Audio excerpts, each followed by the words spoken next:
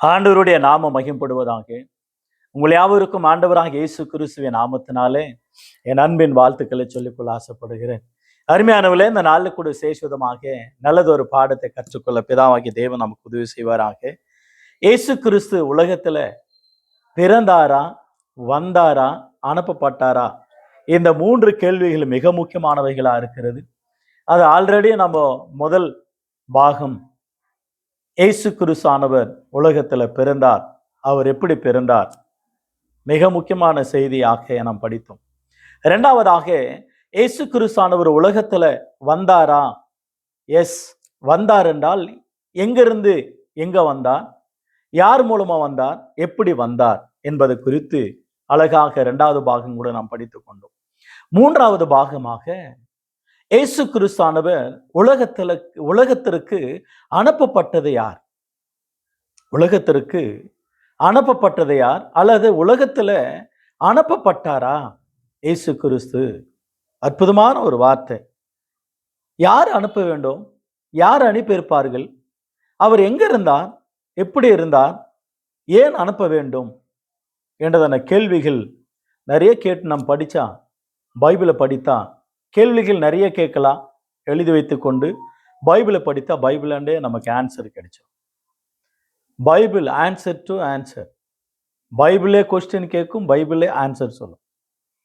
நீங்க கேட்கிற 100 கேள்விக்கு, 1000 கேள்விக்கு, கோடி கேள்விகளுக்கும் பைபிளே பதில் சொல்லும்.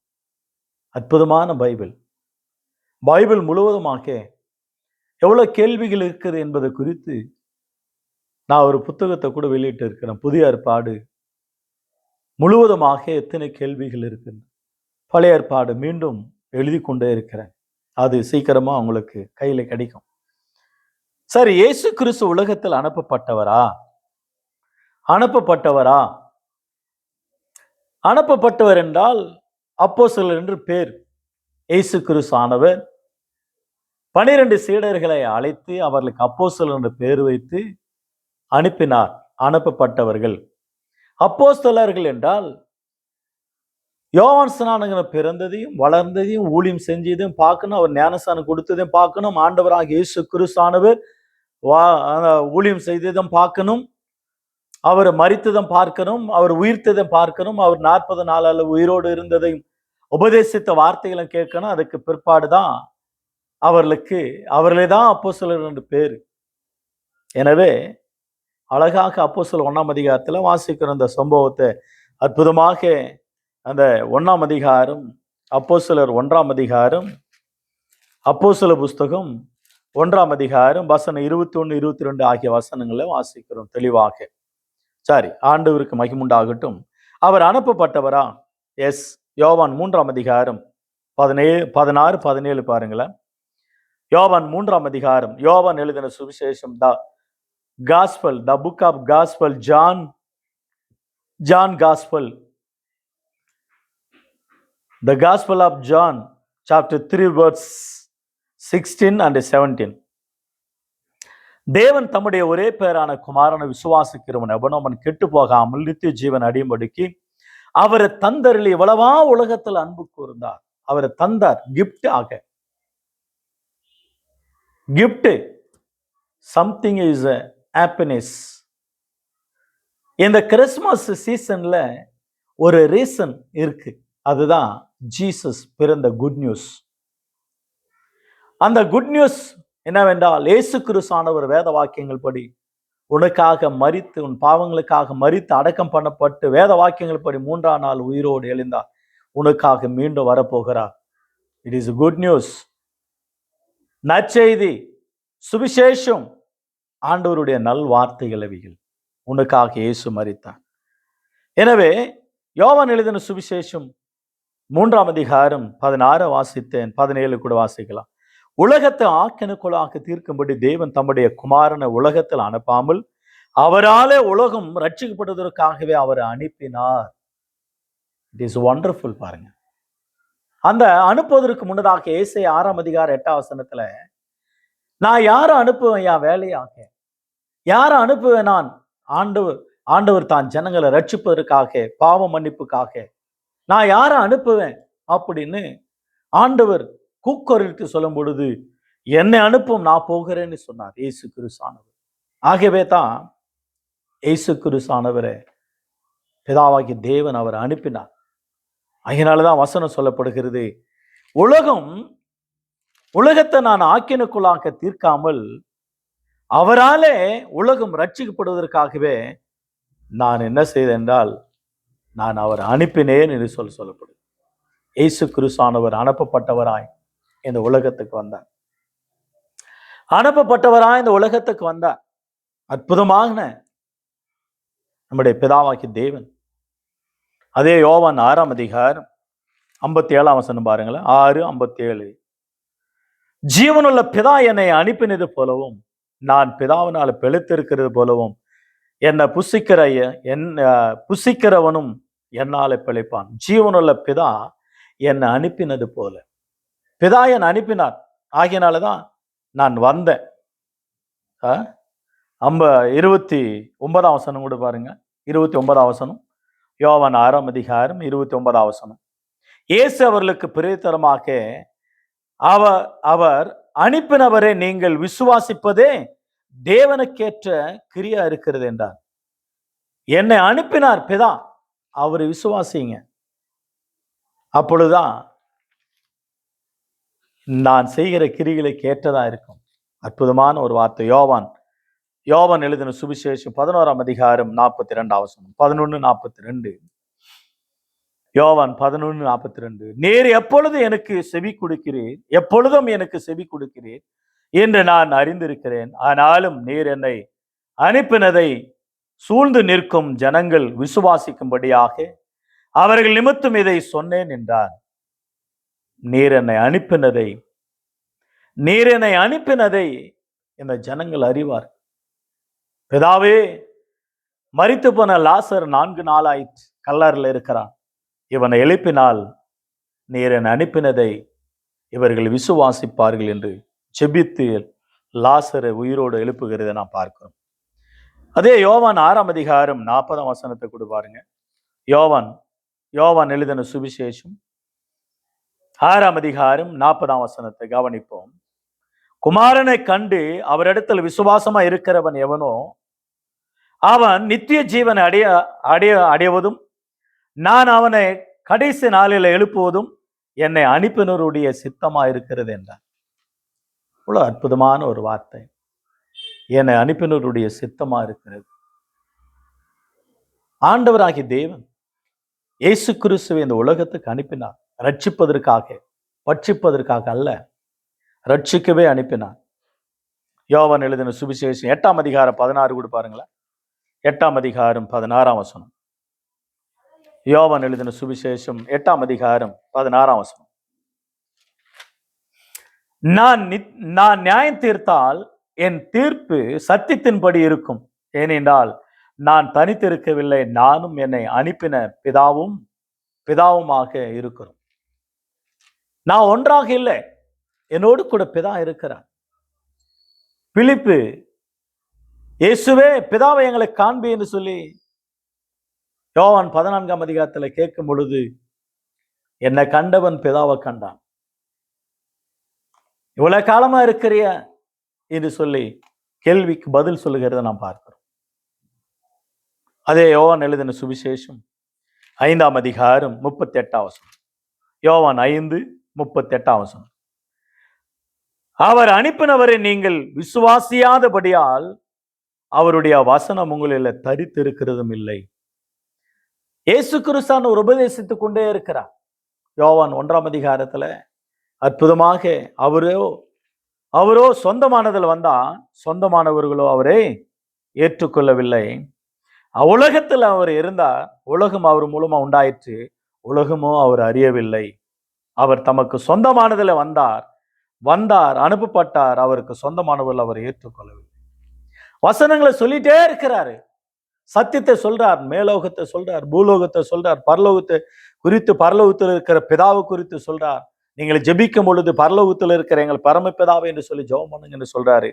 ஆனா நீங்க கேட்கல, விசுவாசிக்கல.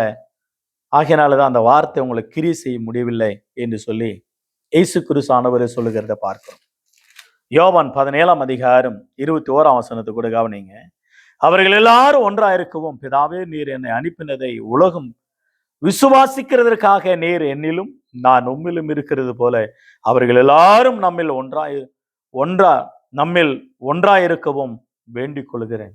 பிதாவே நீர் என்னை அனுப்பினதே தெரியும், ஆனால் அவர்கள் ஒன்றாயிருக்கிறார்களா? நாம் எல்லாரும் ஒன்றா இருக்கணும், அவனமாகவே அவர்களும் ஒன்றா இருக்கணும் என்று சொல்லி செபிக்கிறார். யோவான் 17 அவர் செபிக்கிற ஜபமா இருக்கிறத நாம் பார்க்கிறோம். 6:26 யோவான் எழுதின சுவிசேஷம் 6:36 யோவான் 6:36 கவனிங்க. நீங்கள் என்னை கண்டு இருந்தும் விசுவாசியாமல் இருக்கிறீர்கள் என்று உங்களுக்கு சொல்லுகிறேன்.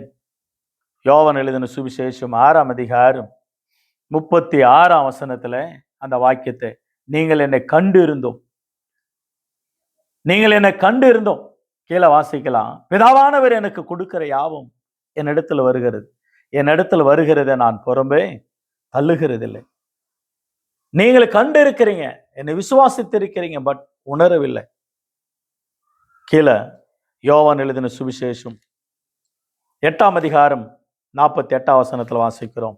8:48 யோவான் 8:48 அற்புதமான ஒரு வார்த்தை கவனிங்க. 8:48 அப்பொழுது யூதர்கள் அவருக்கு பிரதித்தரமாக, உன்னை சமாரியன் என்றும் பிசாசு பிடித்தனும் என்று நாங்கள் யோவான் 8:42 இயேசு அவர்களை நோக்கி, தேவன் உங்கள் பிதாவா இருந்தால் என்னிடத்தில் அன்பா இருப்பீர்கள், ஏனெனில் நான் தேவனிடத்திலிருந்து வந்திருக்கிறேன், நான் சுயமாய் வரவில்லை, அவரே என்னை அனுப்பினார். இந்த வசனத்தை விட வேற என்னங்க உங்களுக்கு வேணும்? யோவான் 8:42 நான் சுயமா வரல, என் பிதா என்னை அனுப்பினார், ஆகையினால்தான் நான் வந்திருக்கிறேன் சொல்ல. மத்தேயு 5:17 நியாயப்பிரமாணத்தில் ஆகிலும் தீர்க்கதரிசனிகள் ஆகிலும் நான் அழிப்பதற்காக வரவில்லை, அவைகளை என்ன குறித்து எழுதியிருக்கிறது அதை நிறைவேற்றும்படியா நான் வந்தேன் என்றார். வேத வாக்கியங்களை தீர்க்கதரிசனப்படி நிறைவேற்றும்படியா பலி செலுத்த வந்தார், பிதாவினுடைய சித்தத்தைப்படி செய்ய வந்தார், பிதாவை வெளிப்படுத்த வந்தார், ஜனங்களுக்கு நல்வழிகளை சொல்ல வந்தார், ஜனங்களுக்கு நேசித்து அன்பை புளிய வந்தார், அன்பின் காரியங்களை அன்பின் வழிகளை காட்டி கொடுத்தார், மனிதர்கள் இப்படிதான் வாழணும் வாழ்க்கையை வாழ்ந்து காட்டினார், எடுத்து வரைத்தார், ஜீவனை கொடுத்தார், ரத்தத்தை சிந்தார், ரட்சிப்பை கொடுத்தார், மரணத்தை மேல ஜெயம் உண்டு, மறுவாழ்வு உண்டு என்று இயேசு கிறிஸ்து ஆண்டவர் பல வார்த்தைகளை உபதேசித்து சொன்னதை பைபிள்ல நாம் படிக்கிறோம். ஆகவே பிதாவினுடைய சித்தத்தை செய்ய இந்த உலகத்துல இயேசு கிறிஸ்து ஆண்டவர் வந்தார், மறந்து விடக்கூடாது. 1 யோவான் எழுதின நிருபம் 1 யோவான் நிருபம் 4:14 1 யோவான் 4:14 பிதாவானவர் குமாரனை உலக ரட்சகராக அனுப்பினார் என்று நாங்கள் கண்டு சாட்சிடுகிறோம். 1 யோவான்ல 2 யோவான் 3 யோவான் இவைகளெல்லாம் நாம் பார்க்கிறோம். ஃபர்ஸ்ட் பேதுரு, முதல் பேதுரு, 2ஆம் பேதுரு புஸ்தகங்களில் இயேசு கிறிஸ்து மறு மலையில கண்டார்கள், இயேசு கிறிஸ்து கூட இருந்து கண்டார்கள், வார்த்தைகளை கேட்டாங்க. பிதாவானவர் தேவனுடைய குமாரனா இருக்கிறார், பிதாவனால் அனுப்பப்பட்டவர் என்று நாங்கள் அறிந்து கேட்டு கண்டு பார்த்து பேசி தொட்டு நாங்கள் சாட்சி கொடுக்கிறோம், பிதாவனால் அனுப்பப்பட்டவர் என்று. ஏசாயா தீர்க்கதரிசன புஸ்தகம் 53ஆம் அதிகாரம் அருமையான ஒரு வார்த்தை. அந்த அதிகாரம் முழுவதுமாக 53ஆம் அதிகாரம் ஏசாயா தீர்க்கதரிசன புஸ்தகம் முழுமையாக இயேசு கிறிஸ்துவினுடைய சிலுவை காட்சியை குறித்து நாம் பார்க்கிறோம். அவர் மரிப்பார், அடிக்கப்படுவார், வாதிக்கப்படுவார், சிலுவையில் கொலை செய்யப்படுவார்.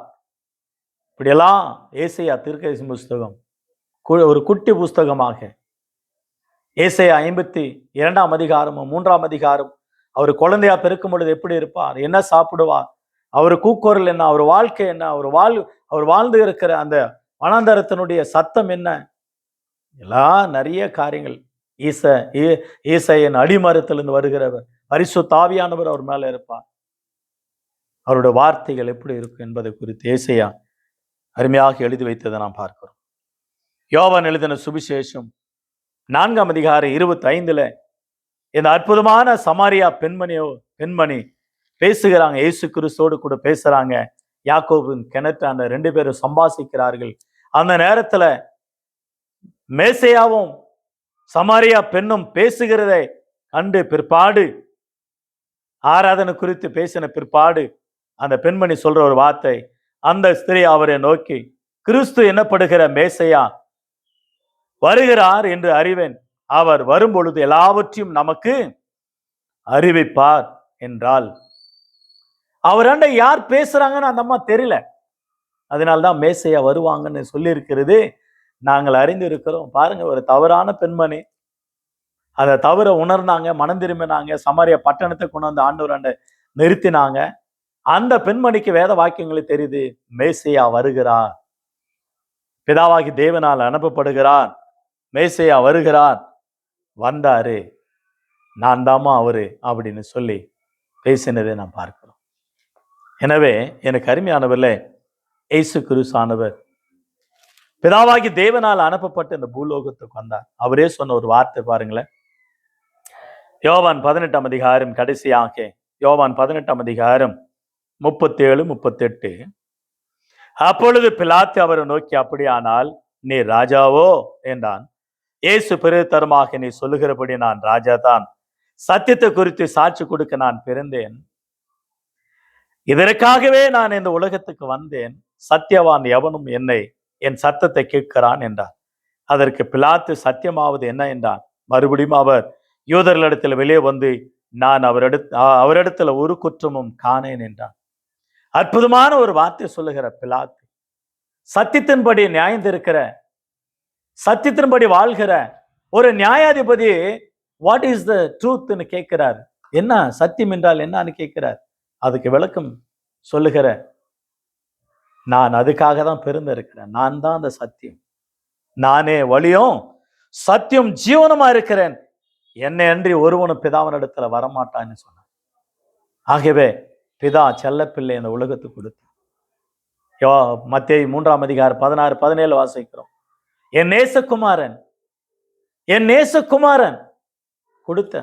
அப்போஸ்தலனாகிய பவுல் எழுதின ரோமர் புஸ்தகம் 8ஆம் அதிகாரத்துல தன்னுடைய சொந்த பேரான குமாரனையே கொடுத்தார். இவைகளெல்லாம் கொடுப்பது எம்மாத்திரம்?